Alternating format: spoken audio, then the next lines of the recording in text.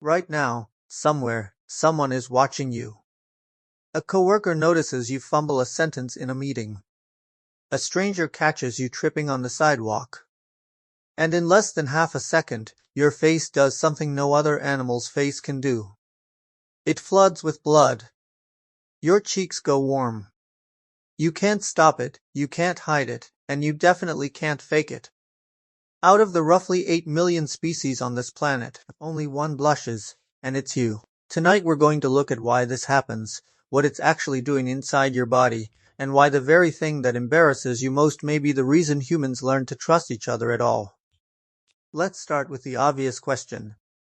Why does blood rush to your face in the first place? Blushing is controlled by your sympathetic nervous system, the same system responsible for fight or flight. But here's the strange part. Blushing isn't a fight or flight response. It's the opposite. When you're afraid, blood moves away from your skin and toward your muscles, preparing you to run.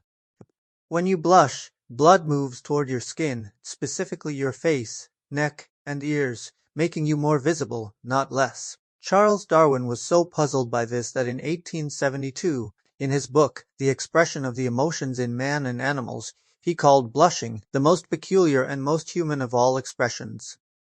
He studied it across cultures, even among people blind from birth who had never seen another person blush, and found the exact same reaction. So if blushing isn't about survival in the traditional sense, what is it actually for? To answer that, you have to understand what triggers a blush in the first place. It's almost never physical danger. It's social danger. Being caught in a lie. Being complimented in front of a group. Making a mistake in public. Psychologists call this public self-consciousness, the sudden, involuntary awareness that other people are watching and judging you. And this is where it gets interesting. Researchers at the University of California, Berkeley, led by psychologist Dr. Keltner, found that people who blush after making a social mistake are consistently rated by others as more trustworthy, not less. Not despite the blush. Because of it. A blush is involuntary. You cannot fake it on command. And that's exactly what makes it valuable. In a species that survives by cooperating in large groups, a signal you can't fake is worth more than 1,000 words of apology. So what did blushing actually evolve to do? The answer is almost the opposite of what you'd expect. It wasn't designed to hide your mistake. It was designed to advertise your guilt. That idea sounds strange at first, so let's slow down. Imagine you're living 50,000 years ago, in a small group of maybe 30 to 50 people. Your survival depends entirely on being trusted by that group. If you break a rule and show no reaction, you look dangerous. Unpredictable. Someone who might do it again. But if your face involuntarily reveals that you know you did something wrong, the group has proof, without you saying a word, that you understand the social contract. Nobody told early humans to develop a physical, uncontrollable signal of remorse. It simply appeared, as if evolution had been quietly building a built-in lie detector into the human face the whole time. And here's the part almost nobody talks about. Blushing doesn't just happen after we mess up. It happens during praise, during eye contact, during moments of being singled out for anything, good or bad. The common thread isn't guilt. It's exposure. Being seen, clearly, by other people, for who you actually are in that moment. And that brings us to the part of this that most people never think about.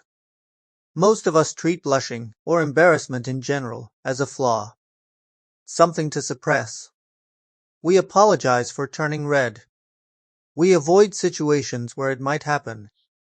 We treat it as evidence that we're too sensitive, too easily rattled, not confident enough. But what if that's backwards? What if blushing isn't a malfunction in an otherwise composed system? What if it's one of the oldest, most reliable proofs of humanity we have, a system so old it predates language, so honest it can't be gamed, quietly running in the background every single time you're around other people, doing exactly what it was built to do 50,000 years before anyone ever called it embarrassing. So think back to that moment we started with. The stumble in the meeting. The stranger on the sidewalk. Your face turning warm before you even decide to feel anything at all. That's not weakness showing through the cracks. That's an ancient signal, still working exactly as designed. It's why blood rushes to your face instead of away from it. It's why every human culture, blind or sighted, isolated or connected, does it the same involuntary way. And it's why, for tens of thousands of years, the people who could blush were often the people other humans learned to trust the most. We didn't build cities, or language, or civilization by hiding what we felt. In some small, involuntary way, written into the blood vessels just beneath the skin of your face, we built it by showing each other exactly who we were.